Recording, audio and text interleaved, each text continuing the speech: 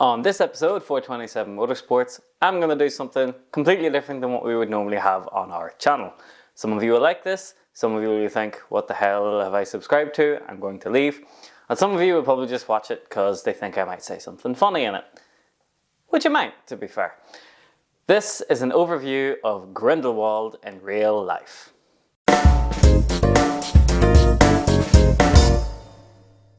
Okay, so I'm sure that some of you are probably sitting thinking to yourselves, what the hell is Grindelwald?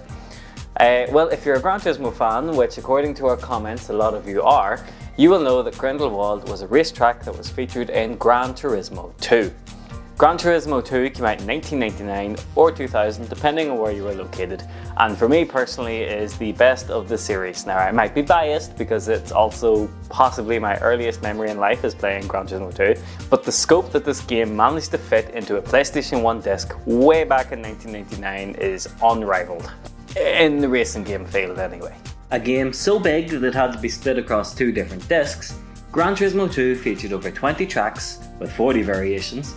Variations is a marketing term for, yeah, we made some of the tracks go in reverse instead. And a staggering 500 cars, introducing people all over the world to cars they'd never heard of before in a time when easy access to the internet was in its infancy.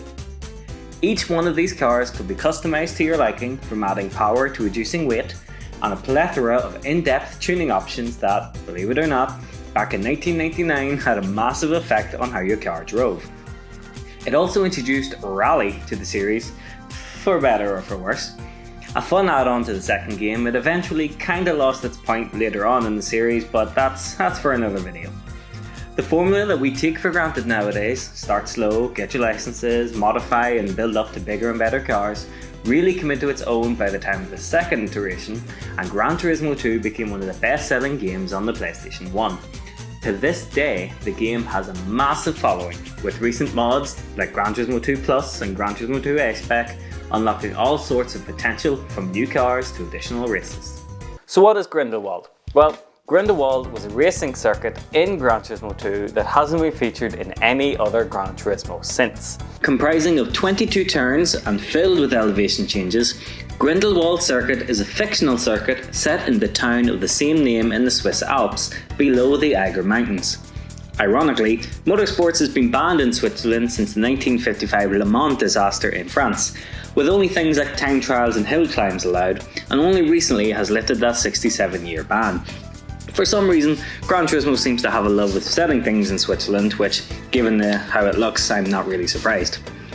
Being located near the Eiger Nordwand trails, the original beta name of this circuit was originally Eiger Path, as can be seen in the opening sequence of the game, but it was later changed to Grindelwald, likely as it sounds more magical or something.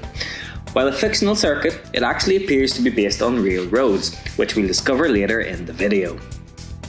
In Gran Turismo 5, the Eiger Path featured again as a rally track and as a circuit, however it was completely different from the original thing. But what is Grindelwald itself? Now to some people, Grindelwald is just a character from Harry Potter, and in fact if you search Grindelwald, the Harry Potter character comes up before the place, and that's kinda, I don't know how I feel about that, to be honest. Maybe not very many people search for Grindelwald, the place. I don't know. So earlier this year, myself and my girlfriend decided to do a European road trip in our old Mercedes.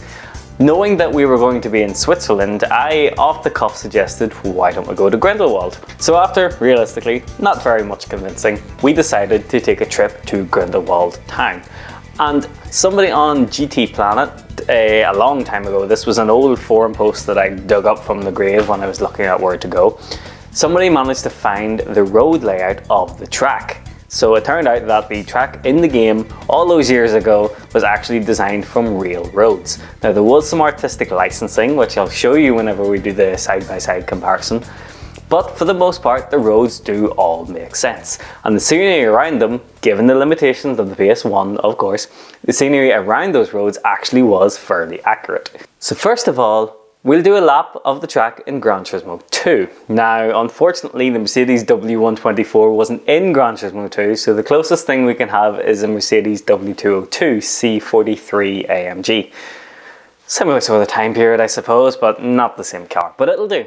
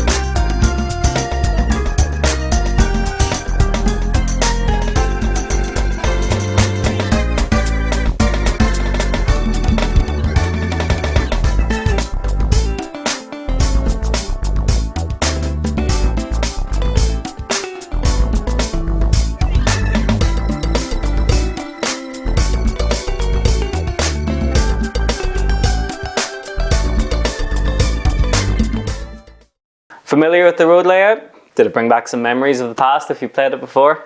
Okay, well let's have a look at me driving it in the real world earlier this year. So to start off with, we are on the start-finish straight of the track, which actually begins just after the bus station, which is one of the main centre points of the town. And you can see the mountains in the background here, which surprisingly actually sync up really well. So you take this first corner is actually a really tight left hand and then goes up to this swoopy bit here. And as you can see, this section is almost identical and a lot of the buildings actually line up. Now I've tried to sync up the footage. The driving, me driving in real life is sped up a little bit and the game is slowed down a little bit to try and sync it up. But as you notice, the buildings on the left here, they're all the same sort of style, which is really, really cool. There's a little bit of a change here where probably for the purposes of the track flow, they cut out some of the sections in the road, but as you can see, it syncs up here again. And again, the buildings on the left and right all sort of the same.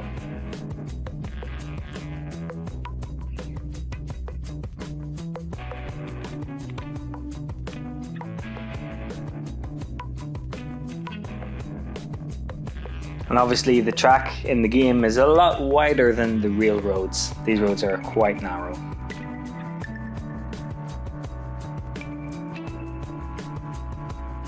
Now the key difference here is this back section. Now this back section in the real world actually goes through the town of Grindelwald itself, and our hotel and everything was on this street.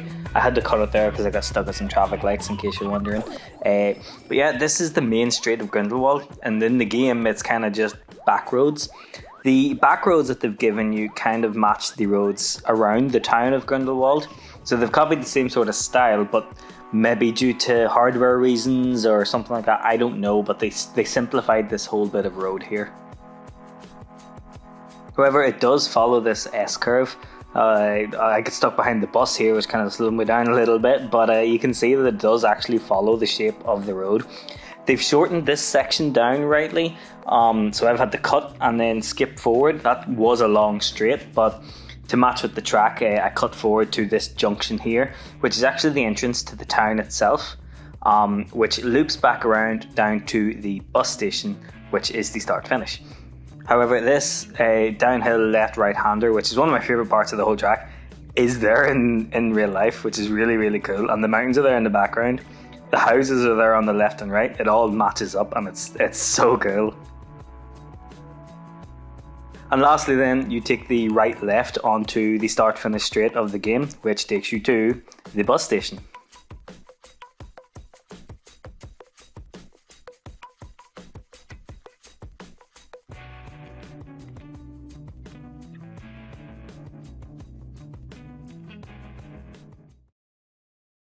So as you can see, there are a staggering amount of similarities between the real world and the game, which for the time when the internet was still sort of in its infancy, and I doubt really they had the budget to fly out to Switzerland and all these other places to go and actually scout the place out. So considering that, they've actually done a remarkable job of getting it right.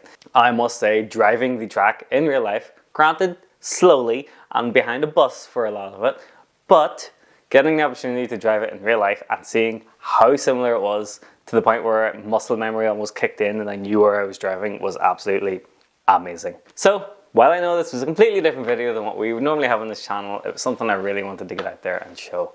If you enjoyed it, check out our channel.